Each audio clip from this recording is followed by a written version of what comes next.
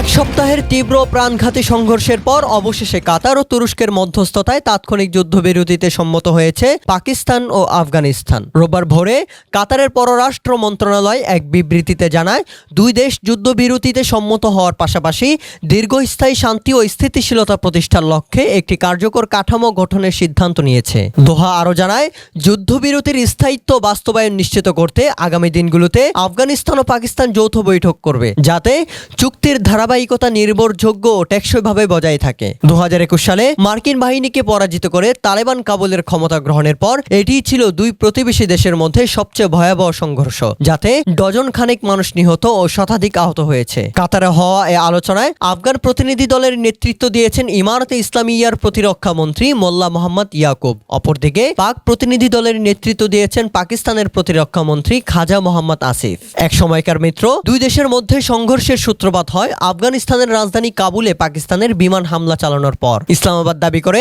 আফগান ভূখণ্ডে আশ্রয় নেওয়া বিদ্রোহীরা সেখান থেকে পাকিস্তানে হামলা চালাচ্ছে, তাই কাবুল যেন বিদ্রোহীদের নিয়ন্ত্রণে আনে। তালেবান এই অভিযোগকে অস্বীকার করে বলেছে, তারা কোনো সশস্ত্র গোষ্ঠীকে পাকিস্তানে হামলার জন্য আশ্রয় দেয় না, বরং পাল্টা অভিযোগ করে কাবুল বলে পাকিস্তান সেনাবাহিনী আফগানিস্তান সম্পর্কে ভুল তথ্য প্রচার করছে এবং আইএসআইএল বা আইএসআইএস সংশ্লিষ্ট যোদ্ধাদের আশ্রয় দিচ্ছে, যারা আফগানিস্তানের স্থিতিশীলতা সার্বভৌমত্বকে ক্ষতিগ্রস্ত করছে। অন্যদিকে ইসলামাবাদ ও কাবুলের অভিযোগ প্রত্যাখ্যান করেছে। পাকিস্তানের দাবি, আফগানিস্তান দীর্ঘদিন ধরে সশস্ত্র গোষ্ঠীগুলিকে আশ্রয় দিয়ে আসছে, যারা পাকিস্তান রাষ্ট্রের বিরুদ্ধে যুদ্ধ চালিয়ে সরকার উৎখাত করে নিজেদের কঠোর ইসলামী শাসন ব্যবস্থা প্রতিষ্ঠার চেষ্টা করছে।